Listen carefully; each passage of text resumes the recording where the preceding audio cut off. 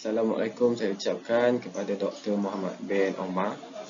Pada hari ini saya akan membentangkan tugasan kumpulan yang bertajuk Syarikat Saim Dhabi Berhad. Terlebih dahulu, kami terdiri daripada 4 orang ahli kumpulan, iaitu Faizal bin Maidin, iaitu saya sendiri. Yang kedua, Muhammad Zafiran bin Idris, Muhammad Zul Akmal bin Muhammad Amin dan Hani Elia binti Sedan. Pengenalan Saim Dhabi Berhad telah ditubuhkan pada tahun 1910 oleh William Saim dan Henry Dhabi ketika tanah Melayu dijajah oleh orang British. Kini, syarikat Saim Dhabi tidak menumpukan kepada sektor peladangan sahaja, malah Saim Dhabi telah membuka pasaran baharu dengan menceburi sektor pemotoran, sektor kelengkapan perindustrian, sektor penjagaan kesihatan dan sektor logistik. Pada tahun 2010, Saim Dhabi diumumkan sebagai sebuah syarikat terbesar di Bursa Malaysia dengan permodalan pasaran bernilai 53.66 bilion dengan tenaga kerja seramai 100,000 orang di 23 buah negara. Syarikat Saim Dhabi kini beroperasi di tingkat 19 Wisma Saim Dhabi, Jalan Raja Laut 50350 Kuala Lumpur, Wilayah Persekutuan Kuala Lumpur, Malaysia.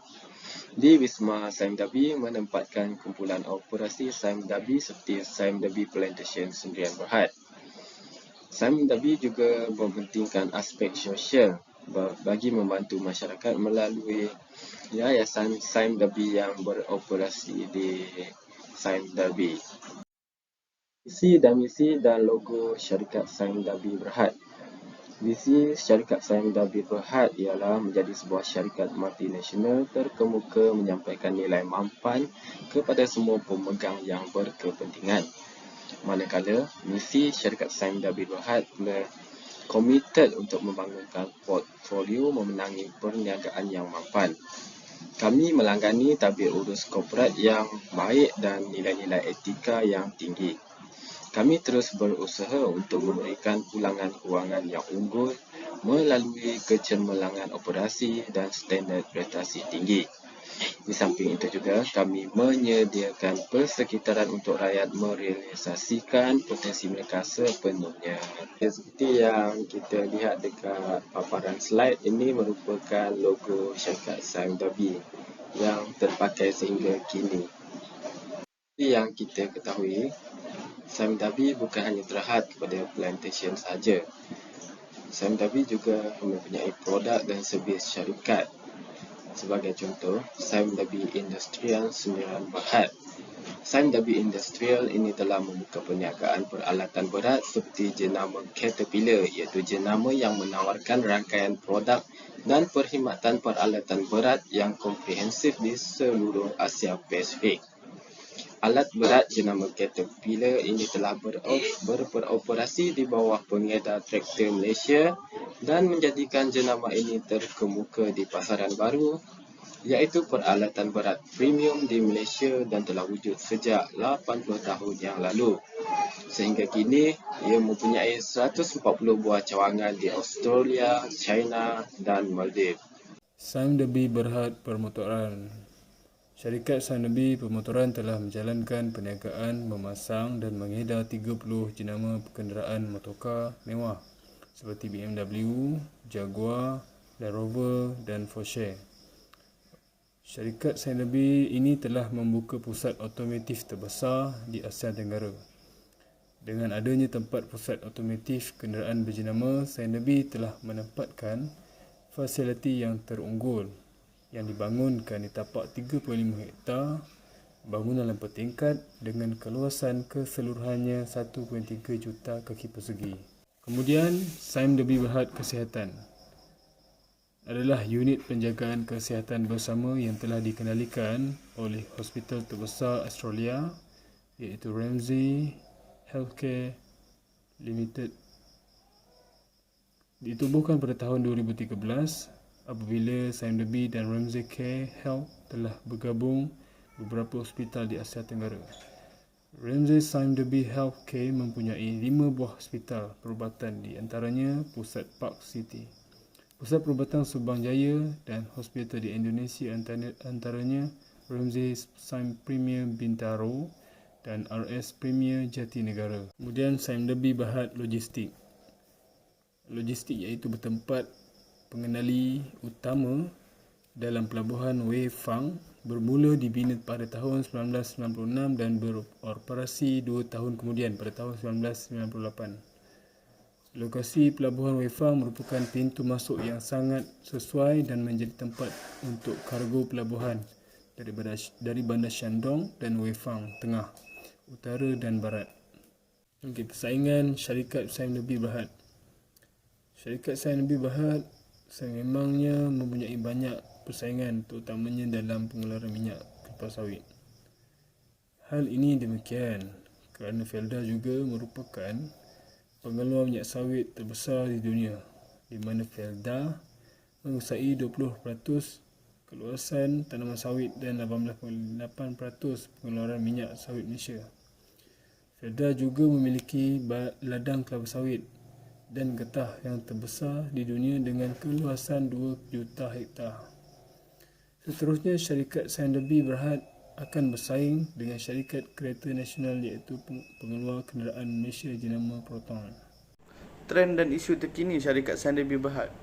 Antara isu terkini yang terkait dengan syarikat Sime Derby Berhad ialah kekurangan pekerja dalam sektor perdagangan sawit, dan syarikat ini menganggarkan lebih 100,000 orang pekerja diperlukan dalam bidang ini.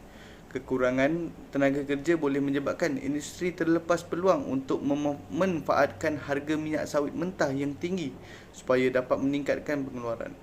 Melalui kajian Khazanah Research Institute, pengurangan itu akan menyebabkan pengeluaran menurun sebanyak 80% bagi pengeluaran industri kelapa sawit di Malaysia. Isu yang seterusnya ialah berkenaan dengan krisis sekatan ke atas produk syarikat perdagangan. Jabatan Kastam dan Perlindungan Sepadan Amerika Syarikat telah menyekat produk sawit yang dikeluarkan oleh syarikat Sime Derby Berhad. Isu ini mengambil masa yang lama untuk diselesaikan oleh kedua-dua pihak. Hal ini dikaitkan demikian kerana terdapat perkara-perkara yang berlaku, termasuk berkaitan COVID-19 dan Perintah Kawalan Pergerakan PKP. Di antara kekuatan, kelemahan, peluang dan ancaman syarikat Sime Derby. Syarikat Sime Derby Berhad merupakan syarikat yang terkenal di Malaysia dan mempunyai pengaruh yang tinggi. Oleh itu, syarikat ini mempunyai banyak persaingan dengan syarikat-syarikat lain di seluruh Malaysia. Antara kekuatan yang terdapat di syarikat Sime Derby Berhad ialah syarikat ini mentadbir dan diurus oleh barisan pakar yang terlatih dalam bidang masing-masing. Antaranya ialah ketua dan diurus oleh pegawai eksklusif iaitu Datuk Muhammad Baki Saleh. Beliau merupakan salah seorang berpengalaman dan telah menyertai dalam syarikat ini sejak tahun 2010.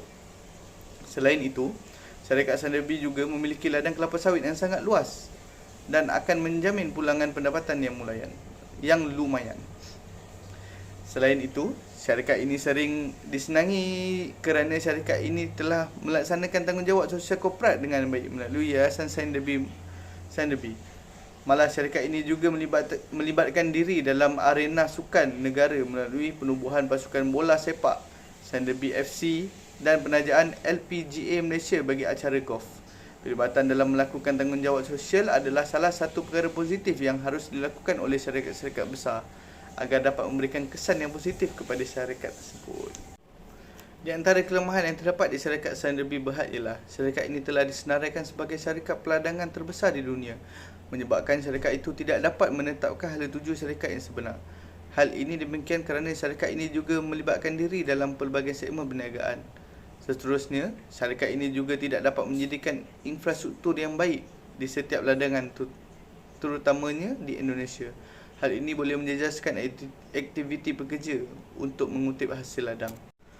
Di antara peluang syarikat ialah syarikat Sime Derby Berhad akan mengatasi lebih jauh pesaingnya seperti Felda. Hal ini dikatakan demikian kerana syarikat ini telah meneroka pasaran antarabangsa melalui anak syarikat iaitu Sime Derby Plantation. Sime Derby Plantation juga merupakan pengeluar minyak sawit maupun sawit mampan bertauliah terbesar di dunia dan terdapat banyak cawangan di seluruh Malaysia dan luar negara. Seterusnya, syarikat Sunderby Berhad akan lebih maju kerana syarikat ini sentiasa mengadakan aktiviti rundingan perniagaan secara agresif dan aktif dalam penyelidikan dan pembangunan produk. Selain itu, syarikat ini juga berpotensi untuk meningkatkan keuntungan apabila Ramsay Health Care telah dipromosikan kesihatan para pekerja dan telah menarik minat masyarakat untuk mendapatkan rawatan di Hospital Sunderby Berhad. Ancaman yang dihadapi oleh syarikat Sunderby ini adalah syarikat ini perlu menghadapi pesaing konglomerat lain dalam segmen perniagaan yang sama seperti Felda dan Petra. Selain itu, harga minyak yang turun naik di pasaran juga menyebabkan ancaman kepada syarikat ini. Seterusnya, serangan kulat ke atas ladang kelapa sawit juga akan menjejaskan pengeluaran buah sawit. Hal ini menyebabkan kerugian yang besar kepada pelanggan dan syarikat juga perlu menghentikan pengeluaran produk. Hala 7 dan masa depan syarikat. Syarikat ini mempunyai ladang sawit yang luas yang dapat mempertahankan Sunderby Berhad untuk tempoh masa yang panjang. Sunderby Berhad juga menjalankan perniagaan lain seperti hartanah, industri, automotif, tenaga dan prasarana serta hospitality. Hal ini dikatakan demikian kerana aktiviti perniagaan yang dilakukan banyak memberi manfaat kepada masyarakat, malah syarikat ini juga telah mempunyai pelanggan yang tetap terutamanya dalam industri dan hospital. Selain itu, syarikat ini telah terlibat sebagai ahli pakatan dalam Global Agribusiness Alliance bermula pada 15 September 2016. Pelbagai ahli yang mengikuti malah seluruh dunia. Mereka adalah penanam dan pengeluar, penjaga, baja dan agro pengeluaran bahan kimia, pembekal benih dan lain-lain. GAA akan memastikan syarikat Sunderby Berhad memainkan peranan penting dalam persekitaran sosial berkaitan dengan bekalan makanan yang selamat pada peringkat global.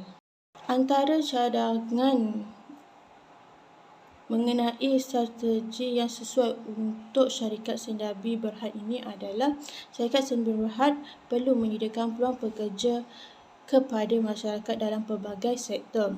Terdapat ramai penganggur di Malaysia, terutamanya lepasan universiti, dan syarikat ini haruslah membuka peluang pekerjaan secara umum supaya masyarakat ini tertarik untuk memohon bekerja. Selain itu, syarikat Sunderby juga boleh mengiklankan jawatan kosong ini melalui laman sesawang rasmi JobStreet. JobStreet merupakan laman sesawang iaitu laman web sumber kerjaya dan satu platform pekerjaan yang terawal ditubuhkan di Malaysia. Seterusnya, cadangan yang boleh kita ambil ialah mempromosikan produk dan perkhidmatan dengan lebih aktif kerana terdapat sedikit masyarakat yang masih tidak mengetahui tentang perkhidmatan dan produk yang ditawarkan oleh syarikat Sunderby Berhad. Syarikat ini perlu mengiklan produk dan perkhidmatan mereka di laman sesawang atau media masa. Akhir sekali, kita boleh dapat rumusan daripada syarikat Sunderby Berhad adalah syarikat Sunderby Berhad adalah syarikat yang mempunyai potensi yang tinggi untuk berkembang dengan lebih pesat yang boleh menyumbang dan meningkatkan hasil ekonomi negara. Syarikat ini telah mencatat kejayaan apabila telah tersenarai di papan Bursa Saham Malaysia dengan permodalan pasaran RM53.66 bilion juta dan tenaga kerja seramai 100,000 orang di 23 buah negara. Selain itu, syarikat Sunderby ini berpegang teguh kepada visi dan misi iaitu menjadikan sebuah syarikat multinasional termuka menyampaikan nilai mampan kepada semua pihak berkepentingan.